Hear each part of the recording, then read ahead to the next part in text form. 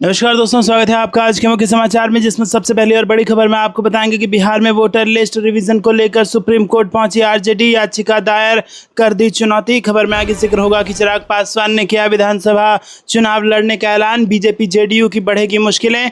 आगे आपको बताएंगे कि बिहार में वोट छीनने का आरोप, सीएए जैसा विरोध, नुकसान तो एनडीए का भी है, क्या है नुकसान आपको बताएंगे। आगे खबर में जिक्र होगा कि बीजेपी और नीतीश कुमार पर बरसे राहुल गांधी, कहा बिहार को बनाया भारत की क्राइम कैपिटल। और इसी के साथ जिक्र होगा कि ताजिया जुलूस के दौरान दो पक्षों में हिंसक झड़प, जमकर चले लाठी डंडे और पत्थर, कई जख्मी। दोस्तों, हर एक खबर की गहराई में आपको ले जाएंगे, लेकिन उससे पहले आपसे निवेदन की वीडियो कीजिए लाइक और चैनल को सब्सक्राइब करके बेल आइकन दबाकर कमेंट में लिखिए जय हिंद। रुक करते हैं सबसे पहली और बड़ी खबर की तरफ। बिहार में वोटर लिस्ट रिवीजन को लेकर सुप्रीम कोर्ट पहुंची आरजेडी, याचिका दायर करके दी चुनौती। जी हां दोस्तों, आपको बता दें कि यहाँ पर बड़ी खबर आ रही है। बिहार में विधानसभा चुनाव से पहले मतदाता सूची के विशेष गहन पुनरीक्षण को लेकर जमकर विवाद हो रहा है। विपक्ष चुनाव आयोग और इस प्रक्रिया की टाइमिंग पर सवाल खड़े कर रहा है।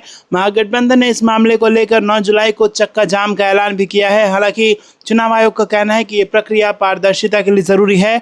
दूसरी ओर अब ये मामला सुप्रीम कोर्ट भी पहुंच चुका है। आरजेडी सांसद डॉक्टर मनोज झा ने सुप्रीम कोर्ट का दरवाजा खटखटाया है और उन्होंने चुनाव आयोग के इस कसम को चुनौती दी है।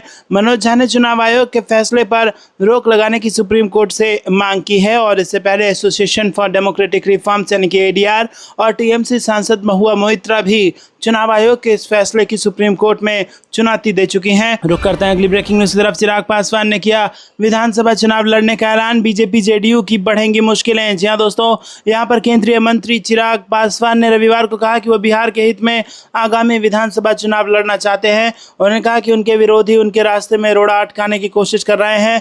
लोक जनशक्ति पार्टी रामविलास के अध्यक्ष ने छपरा के राजेंद्र स्टेडियम में रविवार को आयोजित नव संकल्प महासभा को संबोधित करते हुए बड़ा ऐलान कर दिया। चिराग पासवान ने कहा कि उनकी पार्टी बिहार की 243 विधानसभा सीट पर चुनाव लड़ेगी। एनडीए में शामिल लोक जनशक्ति पार्टी के राष्ट्रीय अध्यक्ष चिराग पासवान का बिहार विधानसभा चुनाव से पहले दिया गया यह बयान बीजेपी और जेडीयू की मुश्किलें बढ़ा सकती है। उन्होंने कहा कि जब ये लोग ये सवाल पूछते हैं कि क्या चिराग पासवान विधानसभा का चुनाव लड़ेगा, तो आज सारण की इस पावन धरती से ऐलान करता हूं कि मैं चुनाव लड़ूंगा। ये चुनाव हम सब के लिए, एक एक बिहारी के लिए और एक एक बिहारी परिवार के लिए महत्वपूर्ण है। और जब मैं कहता हूं कि हाँ, चिराग पासवान चुनाव लड़ेगा, तो मैं ये भी आप लोगों को बताऊं कि चिराग पासवान सभी 243 सीटों पर चुनाव लड़ेगा और इस सीट पर चिराग पासवान बनकर चुनाव लड़ूंगा। तो दोस्तों, ये बड़ा ऐलान कर दिया है चिराग पासवान ने।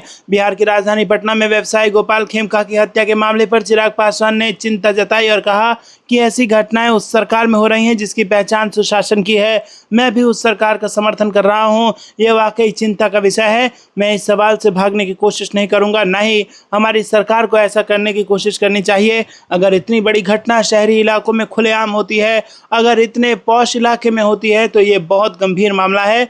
मैं सरकार के साथ साथ स्थानीय प्रशासन के भी संपर्क में हूँ, लेकिन ऐसी घटनाएं हमारी चिंता बढ़ाती है। रुक करते हैं अगली ब्रेकिंग न्यूज की तरफ। बिहार में वोट छीनने का आरोप, सीएए विरोध जैसा नुकसान तो एनडीए का भी। जी हां दोस्तों, बिहार में मतदाता सूची पुनरीक्षण के विरोध को विपक्ष ने मुद्दा बना दिया है। अगर कायदे से देखें तो नुकसान बीजेपी और उसके सहयोगी दलों को भी हो रहा है, पर अल्पसंख्यक वोटों को मोबिलाइज करने के लिए विपक्ष ने इस मुद्दे को तूल दे दिया है। जिस तरह सीएए और एनआरसी को लेकर पूरे देश में यह नैरेटिव सेट करने की कोशिश हुई कि अगर ये कानून लागू हुआ तो बहुतों की नागरिकता चली जाएगी, वैसे ही कुछ मतदाता सूची पुनरीक्षण के साथ हो रहा है। हालांकि सीएए लागू हुआ और आज तक किसी की नागरिकता नहीं गई। इसी तरह एक नैरेटिव सेट किया जा रहा है कि मतदाता सूची पुनरीक्षण के बहाने करीब 3 से 4 करोड़ लोगों को मतदान से वंचित कर दिया जाएगा, जिसमें बड़ी संख्या में गरीब, अति पिछड़े, दलित और अल्पसंख्यक शामिल हैं।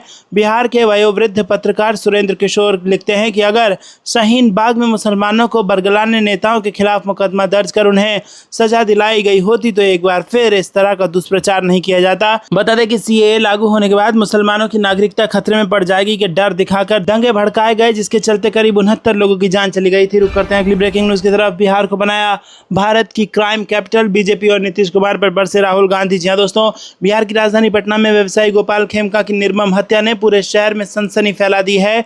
4 जुलाई की रात हमलावरों ने गोली मारकर उनकी हत्या कर दी थी। विधानसभा चुनाव से ठीक पहले इस वारदात ने राजनीतिक माहौल को गर्मा दिया है। विपक्षी दल राज्य में बिगड़ती कानून व्यवस्था को लेकर सरकार पर हमलावर हो गए हैं। इस हाई प्रोफाइल मर्डर केस ने एक बार फिर कानून व्यवस्था को लेकर बिहार सरकार की नीतियों पर सवाल खड़े कर दिए हैं। कांग्रेस नेता और लोकसभा में विपक्ष नेता राहुल गांधी ने बिहार की कानून व्यवस्था को लेकर नीतीश सरकार पर निशाना साधा और उन्होंने सोशल मीडिया के जरिए बिहार के हालात पर गंभीर चिंता जताई है। राहुल गांधी ने सोशल मीडिया प्लेटफॉर्म एक्स पर पोस्ट शेयर कर कहा कि भाजपा और नीतीश कुमार की साझेदारी ने बिहार को भारत की अपराध राजधानी बना दिया है। पटना में व्यवसायी गोपाल खेमका की दिन दहाड़े गोली मारकर हत्या ने एक बार फिर दिखा दिया है कि भाजपा और नीतीश कुमार की जोड़ी ने बिहार को भारत की क्राइम कैपिटल बना दिया है और आज बिहार असुरक्षा और अपराध के दौर से गुजर रहा है। लूट, गोलीबारी और हत्या जैसी घटनाएं अब आम होती जा रही हैं और ऐसा लगता है जैसे अपराध यहाँ का न्यू नॉर्मल बन चुका है और सरकार इस पर काबू पाने में पूरी तरह विफल दिख रही है। रुक करते हैं अगली ब्रेकिंग न्यूज की तरफ। ताजिया जुलूस के दौरान दो पक्षों में हिंसक झड़प, जमकर चले लाठी डंडे व पत्थर, कई जख्मी। जी हां दोस्तों, गोपालगंज जिले के माझा थाना क्षेत्र के छवही तकी और सिकमी गांव के बीच रविवार को मुहर्रम के ताजिया जुलूस के दौरान दो पक्षों में हिंसक झड़प और पत्थरबाजी हो गई। इस घटना में आधा दर्जन से अधिक लोग घायल हो गए, जिन्हें इलाज के लिए सदर अस्पताल में भर्ती कराया गया है। घटना रेलवे ढाला के पास उस समय हुई जब छवही तकी गांव और सिकमी गांव के ताजी जुलूस का मिलान होना था। प्रत्यक्षदर्शियों के अनुसार जुलूस के दौरान किसी बात को लेकर दोनों पक्षों के बीच कहासुनी हो गई, जो देखते ही देखते हिंसक टकराव में बदल गई। रुक करते हैं अगली ब्रेकिंग न्यूज की तरफ।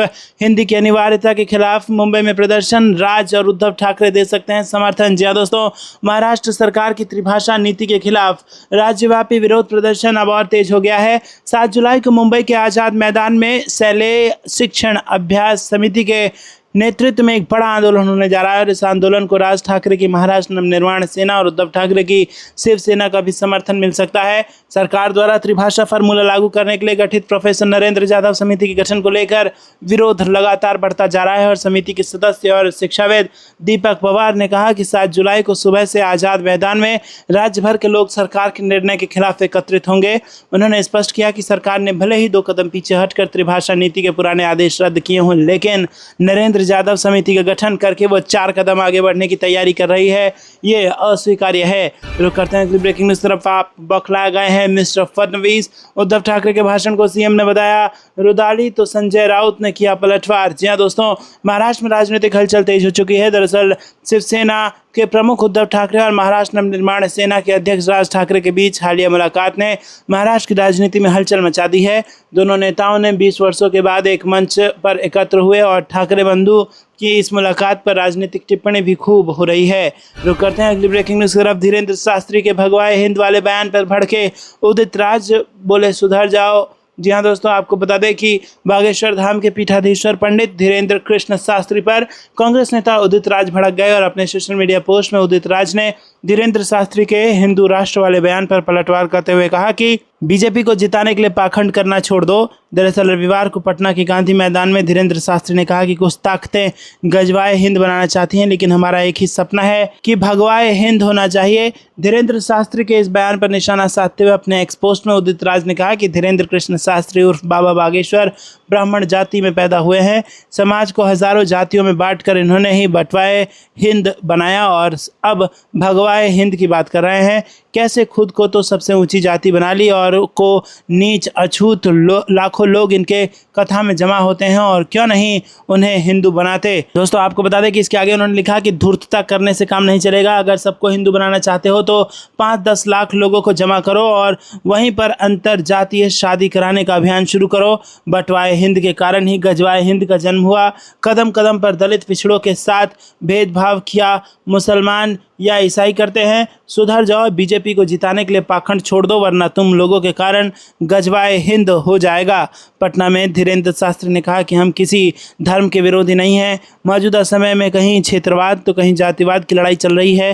हिंदुओं को बंटने नहीं देना है। जातिवाद से ऊपर उठकर राष्ट्रवाद जरूरी है। सनातन महाकुंभ को संबोधित करते हुए उन्होंने ये बात कही। आपको क्या लगता है दोस्तों, कमेंट में हमें जरूर बताइएगा। वीडियो को लाइक नहीं किया तो लाइक भी जरूर कीजिएगा। करते हैं अगली ब्रेकिंग न्यूज़ की तरफ। भारत अमेरिका टैरिफ डील पर राहुल गांधी का केंद्र सरकार पर हमला, कहा ट्रंप के आगे झुक जाएंगे पीएम मोदी। जी दोस्तों, लोकसभा में नेता प्रतिपक्ष राहुल गांधी ने वाणिज्य एवं उद्योग मंत्री पीयूष गोयल की एक टिप्पणी पर दावा किया कि अमेरिकी राष्ट्रपति डोनाल्ड ट्रंप की व्यापार शुल्क संबंधी समय सीमा के सामने प्रधानमंत्री नरेंद्र मोदी आसानी से झुक जाएंगे। वाणिज्य एवं उद्योग मंत्री गोयल ने शुक्रवार को कहा था कि भारत समय सीमा के आधार पर कोई व्यापार समझौता नहीं करता है और अमेरिका के साथ प्रस्तावित व्यापार समझौते को तभी स्वीकार करेगा जब यह पूरी तरह अंतिम रूप ले लेगा, ठीक से संपन्न होगा और राष्ट्र हित में होगा। राहुल गांधी ने पीयूष गोयल के इस बयान को लेकर एक्स पर पोस्ट किया।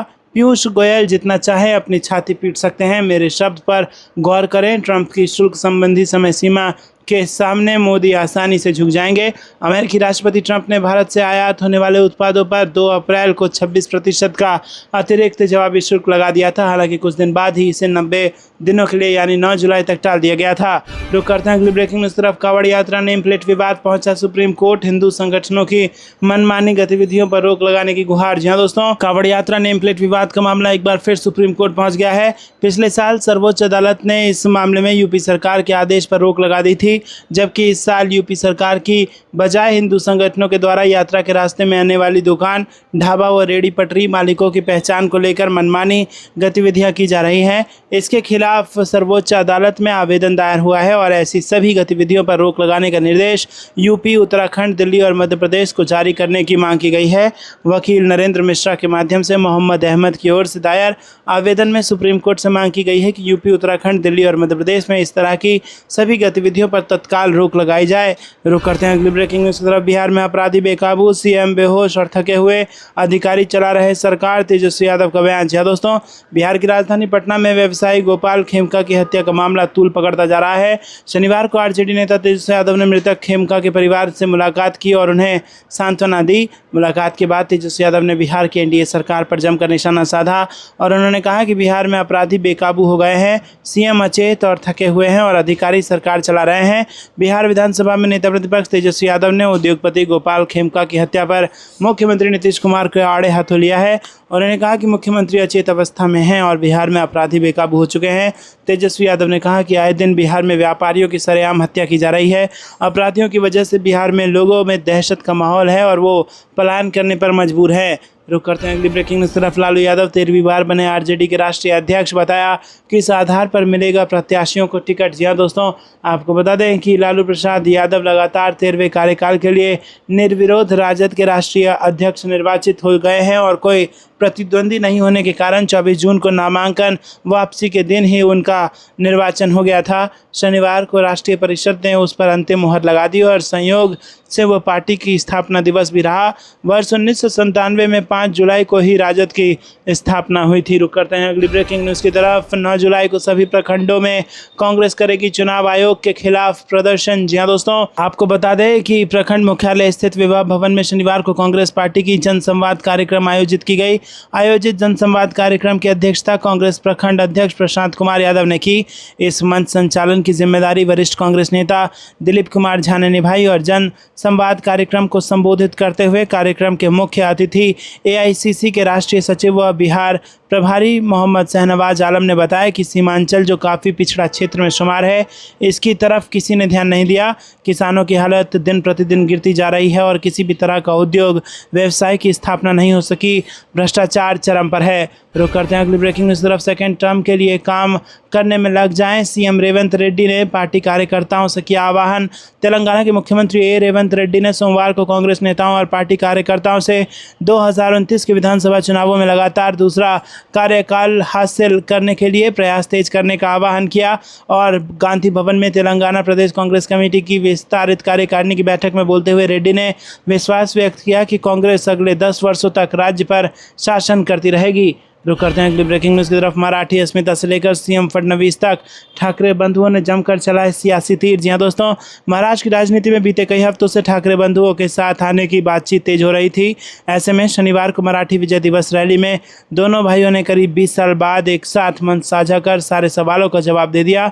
दोनों नेताओं ने मुंबई के वर्ली में एक बड़ी विजय रैली को संबोधित किया और बता दें कि ये रैली महाराष्ट्र की फडणवीस सरकार की तरफ से स्कूलों में हिंदी को तीसरी भाषा के रूप में लागू करने वाले फैसले को वापस लेने की खुशी में रखी गई थी। रैली को संबोधित करते हुए उद्धव ठाकरे ने कहा कि हम साथ आए हैं और अब साथ रहेंगे। हम मिलकर मुंबई की नगर निगम और महाराष्ट्र की सत्ता में वापसी करेंगे। इस बयान पर वहां मौजूद लोगों ने जोरदार तालियां और नारेबाजी की। उन्होंने आगे कहा कि सरकार जब जब महाराष्ट्र पर हमला करती है मराठी लोग एकजुट हो जाते हैं, लेकिन बाद में फिर आपस में लड़ते हैं। ये बंद होना चाहिए। रुक करते हैं अगली ब्रेकिंग न्यूज़ की तरफ। बिहार में मतदाता पुनरीक्षण को एडीआर ने सुप्रीम कोर्ट में दी चुनौती। ईसी के आदेश को मनमाना बताते हुए कोर्ट से की दखल देने की मांग। जी हाँ दोस्तों, बिहार में मतदाता सूची के विशेष गहन पुनरीक्षण का मामला अब सुप्रीम कोर्ट पहुंच गया है। ये याचिका एसोसिएशन फॉर डेमोक्रेटिक रिफॉर्म्स यानी एडीआर ने दाखिल की है। याचिका में चुनाव आयोग के इस आदेश को मनमाना बताते हुए सुप्रीम कोर्ट से दखल देने की मांग की गई है। एसोसिएशन फॉर डेमोक्रेटिक रिफॉर्म्स ने सुप्रीम कोर्ट में दाखिल याचिका में कहा है कि अगर 24 जून का SIR आदेश रद्द नहीं किया गया तो लाखों मतदाता अपने प्रतिनिधियों को चुनने से वंचित रह सकते हैं। याचिका में आगे कहा गया है कि SIR लोगों के समानता और जीने के मौलिक अधिकार का उल्लंघन करता है। साथ ही ये जनप्रतिनिधि अधिनियम 1950 और निर्वाचक पंजीकरण नियम 1960 के प्रावधानों के खिलाफ है। इसीलिए इस आदेश को निरस्त किया जाना चाहिए। याचिकाकर्ता ने अनुमान लगाया है कि 3 करोड़ से अधिक मतदाता विशेष रूप से SC ST और प्रवासी श्रमिकों जैसे हाशिए के समूहों से SIR आदेश में निर्धारित सख्त आवश्यकताओं के कारण अपने वोट देने के अधिकार से वंचित रह सकते हैं।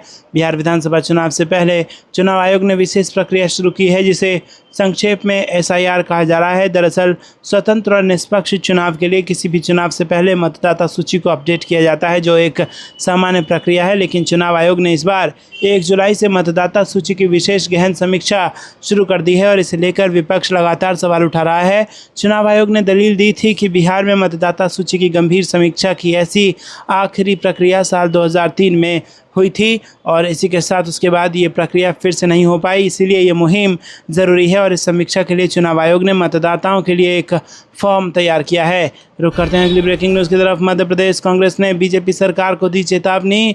OBC आरक्षण 27% नहीं हुआ तो होगा बड़ा आंदोलन। जी हाँ दोस्तों, मध्य प्रदेश कांग्रेस अध्यक्ष जीतू पटवारी और नेता प्रतिपक्ष उमंग सिंघार ने राज्य की मोहन यादव सरकार पर अन्य पिछड़ा वर्ग के साथ अन्याय करने का आरोप लगाया और इसके साथ ही उन्होंने ऐलान किया कि कांग्रेस OBC को 27% आरक्षण दिलाने के लिए आंदोलन का रास्ता चुनेगी। पार्टी प्रदेश कार्यालय में प्रदेश अध्यक्ष जीतू पटवारी और नेता प्रतिपक्ष उमंग सिंघार ने संयुक्त संवाददाता सम्मेलन में कहा कि अगर मध्य प्रदेश में 27% OBC आरक्षण तत्काल लागू नहीं हुआ तो कांग्रेस OBC समाज के हित में प्रदेश व्यापी धरना प्रदर्शन, रैलियां, घेराव और जन जागरण अभियान शुरू करेगी। ये लड़ाई तब तक जारी रहेगी जब तक OBC समाज को उनका हक नहीं मिल जाता, चाहे इसके लिए हमें सत्ता के गलियारे को हिलाना ही क्यों ना पड़ जाए। दोस्तों, आपको बता दें कि कांग्रेस नेता ने आरोप लगाया कि मध्य प्रदेश की बीजेपी सरकार ने OBC समाज के साथ धोखाधड़ी, विश्वासघात और शर्मनाक अन्याय की सारी हदें लांघ दी हैं। OBC वर्ग को अपना हक न मिले, इसके लिए संविधान के मूल ढांचे से भी खिलवाड़ कर रही है। उन्होंने आगे कहा कि उच्चतम न्यायालय के बार बार के स्पष्ट और कड़े निर्देशों को पैरों तले रौंदते हुए मुख्यमंत्री मोहन यादव की सरकार OBC को उनके 27% आरक्षण के संवैधानिक हक से वंचित रख रही है। ये OBC विरोधी मानसिकता का सबसे घिनौना और क्रूर चेहरा है जो लोकतंत्र, संविधान और सामाजिक न्याय की हत्या कर रहा है। आपको एक लगता है दोस्तों, कमेंट में जरूर बताइए। वीडियो को लाइक नहीं किया तो लाइक जरूर कीजिएगा। रुक करते हैं अगली ब्रेकिंग न्यूज़ की तरफ। पप्पू यादव ने 9 जुलाई को बुलाया बिहार बंद, चुनाव से पहले खेला ये बड़ा मास्टर स्ट्रोक। जी हाँ दोस्तों, बिहार में आगामी विधानसभा चुनाव 2025 से पहले चुनाव आयोग द्वारा शुरू किए गए विशेष गहन मतदाता सूची पुनरीक्षण को लेकर सियासी विवाद गहरा गया है। पूर्णिया से निर्दलीय सांसद राजेश रंजन उर्फ पप्पू यादव ने इस प्रक्रिया के विरोध में 9 जुलाई 2025 को बिहार बंद और चुनाव आयोग के कार्यालय का घेराव करने का ऐलान किया है और इसके साथ ही वो इस मामले में कानूनी कार्रवाई के लिए हाईकोर्ट में याचिका दायर करने की योजना बना रहे हैं। एक्सपर्ट्स का मानना है कि अपने इस कदम के जरिए पप्पू यादव ने बिहार चुनावों से ऐन पहले मास्टर स्ट्रोक खेलने की कोशिश की है। चुनाव आयोग ने 24 जून 2025 को बिहार में विशेष गहन पुनरीक्षण का आदेश दिया जो 25 जून से 25 जुलाई 2025 तक चलेगा और इस प्रक्रिया के तहत बिहार के लगभग 8 करोड़ मतदाताओं को अपनी नागरिकता और पात्रता साबित करने के लिए दस्तावेज जमा करने होंगे, जैसे जन्म प्रमाण पत्र, पासपोर्ट, मूल निवास प्रमाण पत्र या 1 जुलाई 1987 से पहले जारी कोई सरकारी दस्तावेज। कांग्रेस, आरजेडी और एआईएमआईएम समेत कई विपक्षी दलों का दावा है कि ये प्रक्रिया अलोकतांत्रिक है और इसका उद्देश्य गरीब, दलित, पिछड़े और अल्पसंख्यक समुदायों के मतदाताओं को सूची से हटाना है। तेजस्वी यादव ने इसके लोकतंत्र पर इसे हमला करार दिया है। पप्पू यादव ने इस पूरे मुद्दे पर एक प्रेस कॉन्फ्रेंस में कहा कि 9 जुलाई को हम पूरा बिहार बंद करेंगे, हम चुनाव आयोग के कार्यालय को घेरेंगे और हम हाई कोर्ट जा रहे हैं, मामला दायर करेंगे। हम इस पूरी लड़ाई में कांग्रेस के साथ हैं और एनडीए सरकार हमारे लोकतांत्रिक अधिकार छीन रही है। रुक करते हैं अगली ब्रेकिंग न्यूज़ की तरफ। 2027 विधानसभा चुनाव के लिए सपा कैंडिडेट्स पर आई बड़ी जानकारी, अखिलेश यादव ने दिए संकेत। जी दोस्तों, आपको बता दें कि लोकसभा चुनाव 2024 में समाजवादी पार्टी सबसे बड़ी पार्टी बनकर उभरी है, जिसके बाद सपा मुखिया अखिलेश यादव 2027 की रणनीति में जुटे हुए हैं। चर्चा है कि सपा 1 साल पहले ही पार्टी के उम्मीदवार तय कर देगी और इन तमाम कयासों का जवाब अब खुद सपा अध्यक्ष अखिलेश यादव ने दिया है।